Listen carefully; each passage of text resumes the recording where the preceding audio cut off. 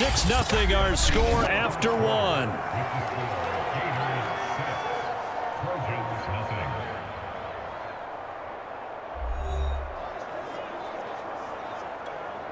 Back-to-back good plays have them on the move on first down.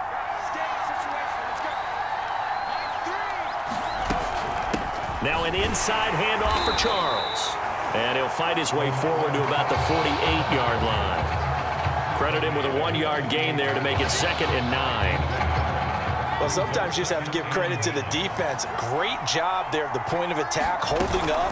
They won their battles at the line of scrimmage, left him no space to try and run. A really nice job swarming to the ball carrier. They follow up the first down 1-yard run with a minimal gain of 2. Well done to sniff that out defensively. He had it diagnosed pretty quickly. I love that description because diagnosed is perfect on that one. Read his keys, made the play, and he couldn't even get going moving the football.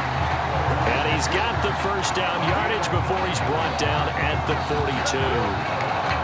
Now you've got to hustle your guys to the line and get them set. On 1st and 10, Gregory. He's going to loft one deep left side here. And it's incomplete. Took a shot, couldn't connect. I believe I'm following their logic. Take the big shot downfield, loosen things up. You're hoping to get some points on the board before the half. Maybe now you come back and throw some underneath stuff in order to make sure you get a completion. And he's going to be met at the line of scrimmage and taken down. They'll get to the line here, but remember, it's also 3rd down. And he's going to be hit and taken down. Back right around the 48-yard line. It's a loss of 10 on the sack, and it leads to 4th. Well, many times when you talk about mobile quarterbacks, you get the sense that they feel like they can get out of any bad situation. They keep moving around and trying to emulate guys like the Scrambler or the Dodger. Instead, they keep losing yardage and digging themselves a hole that they can't get out of. So a good punt there, but a very strong 14-yard return. And the offense will take over with a new set of downs. Ready to begin their next drive. Here's the Florida offense. And with 40 seconds to go, that's, you'd think, time enough to try to mount a drive should they decide to do so. And he's not going to go anywhere as they get him down behind the line of scrimmage. Well, I think the hope is, with a touch pass like that, then maybe you catch the defense off guard, but they were all over that one. And it is the kind of play that works better against certain defenses, and this clearly was the wrong one to run into. Really nice job getting him down behind the line of scrimmage. And they work this well upfield across the 45.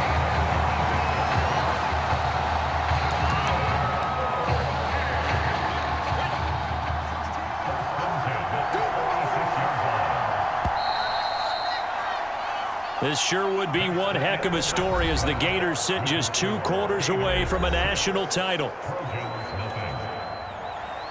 Just 1 half remains in the college football season as we begin the second half of this national championship game. This will be fielded inside the 5.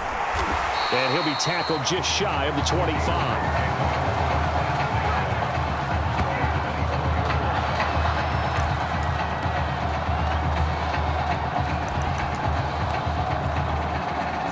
The Gator offense about ready to get this next drive started. We have not seen much on offense from either side. These last few drives, it has been a struggle, hasn't it? Totally, and you're thinking to yourself right now, if you're on offense trying to get things figured out, okay, we self-scout every week in our game plan. How many things do we do at certain times? What are our tendencies? Time to go to some of those tendency breakers and try and create some offense. They always have those in their back pocket, don't they? You have to, and if you don't keep abreast of what you're doing, you lock into a rhythm and make it easy for the opposition. Looking for tendency breakers right now. And, he's unable to hold on to that defensively. A potential game changer, but it falls incomplete. Well, you got to think that sooner or later, they're going to hit one of those, but the coverage has been excellent thus far, and it was again on the last play. Now they face a 3rd and 10 after back-to-back incompletions.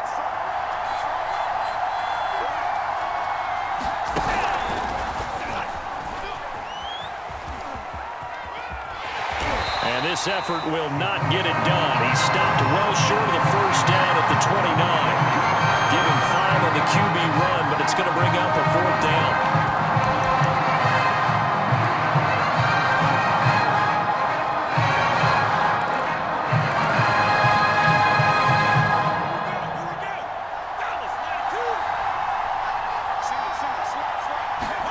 They're indeed going for it as they look to throw. Being chased out left. And they get him down, but not before he takes it across the 40-yard line. Not sure I agree with the decision to go for it, but I definitely agree with his decision to run it. He picked up that big 1st down. I think he let his head coach off the hook. That's what I was just going to say. If there's anybody more happy than the quarterback picking it up, it's the coach that saw him pick it up. And they're well past midfield, just a yard or 2 shy of the 40. Another nice gain. That's now 30 yards between those last 2 plays. Boy, an effective play there, getting their wideouts involved in the run game. And what they're always hoping on that type of a play, that they can get to the end of the line and have a chance to turn it upfield as he did there.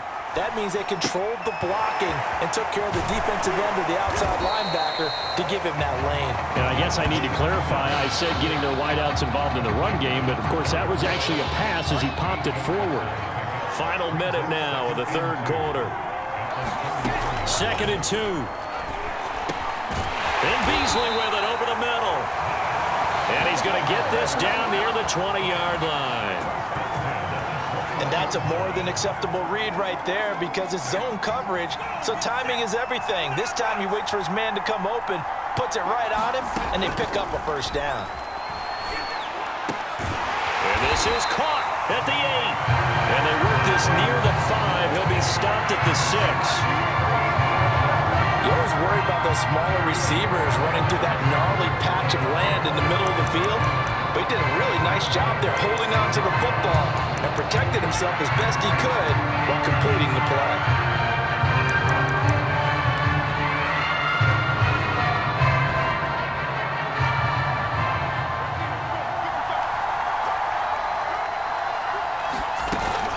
They'll try and run for it on 1st and goal.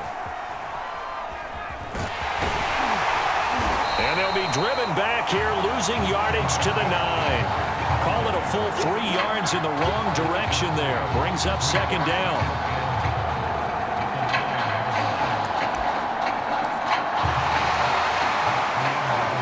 And they're not going to get to the line to run another play. So we will switch ends as the 3rd quarter has come to a close.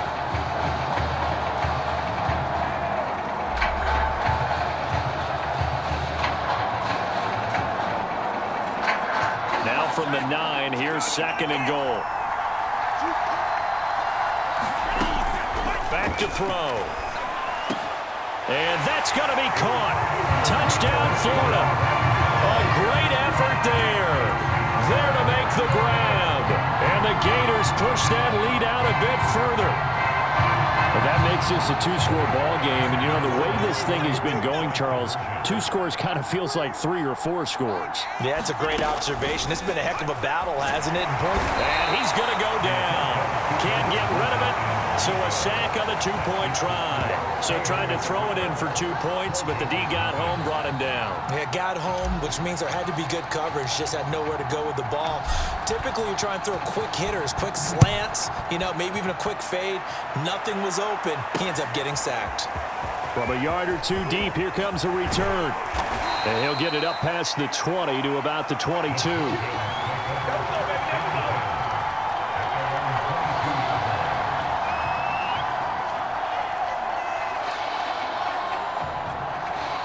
The SC offense about set to take over here. And hoping to do better than they did their last possession when they punted the football. Appeal to the vanity of your offensive line. Tell them that they control your fate. Leverage. And a loose football. And this will be scooped up by the defense.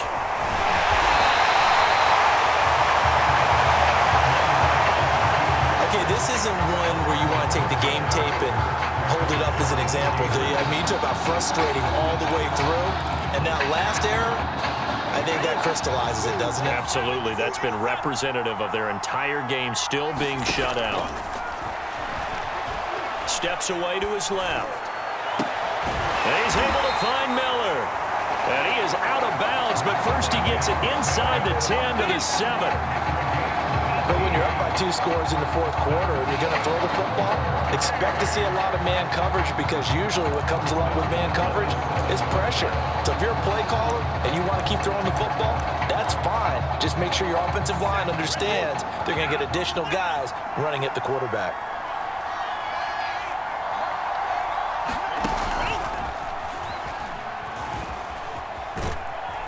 And he's able to get it down to the 2-yard line.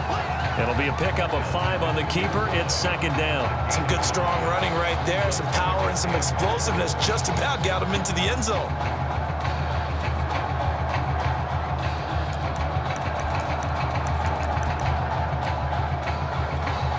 From the 2 now, second and goal.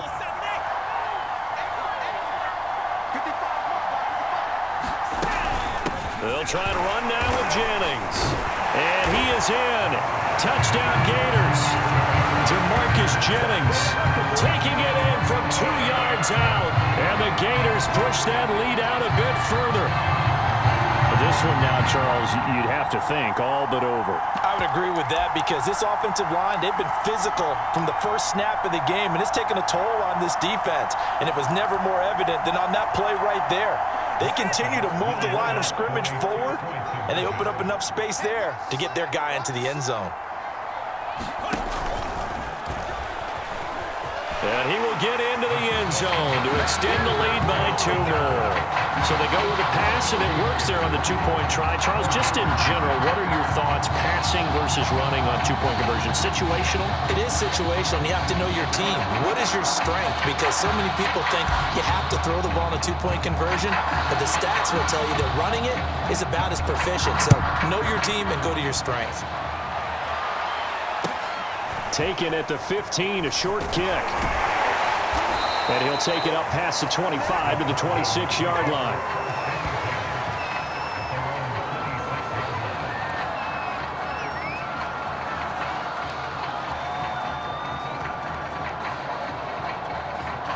The Trojan offense ready to get their next drive started. And let's face it, this drive is not going to have any bearing on this game, but it's kind of important for one reason, isn't it? It certainly is. You got to get points. And okay, all right, I'm being facetious here, but you get points, you feel a little bit better about yourself as you move on to the next one. And what a big-time play there. At this stage, there's nothing left to do but to keep firing. And if you're a play caller, you may go off your sheet and use some things maybe you hadn't planned to in this game. Maybe that was one of them there that worked. On first down, Gregory. Oh, that's into a sea of bodies, and it's intercepted. Picked off at the 30. So many times we end a game, and as we're recapping it, we're talking about what offenses did and how they won the game. Let's flip this one over. The defense, they frustrated the offense the entire ball game. That's why they're walking out of here with a victory. And they're going to love to walk out of here with that as their final act, that interception. Good way for them to end it. And a dangerous throw there as that's knocked down and incomplete. They are certainly not letting up on the pressure in this one, and oftentimes you hear this expression, all gas, no break from defenses. But in this case, it's the offense still throwing the football up big in the fourth quarter.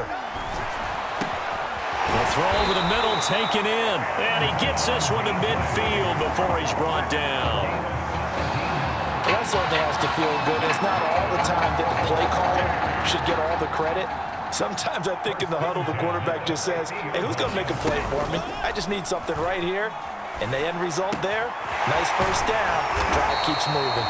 And he gets it inside the 35 and just shy of the 30. These guys are running offense like you drive. The pedal is down, stomped down. How about that? Back-to-back completions. They are rolling. So much for being conservative and running that football. Now a play fake here on first down. And he slings one that's incomplete. They've given up a few first downs on this drive, but getting the incompletion there, that should give them something to build on and maybe turn the tide. So now 2nd and 10 after the incompletion on first down. Here's a play fake as they set up to 3.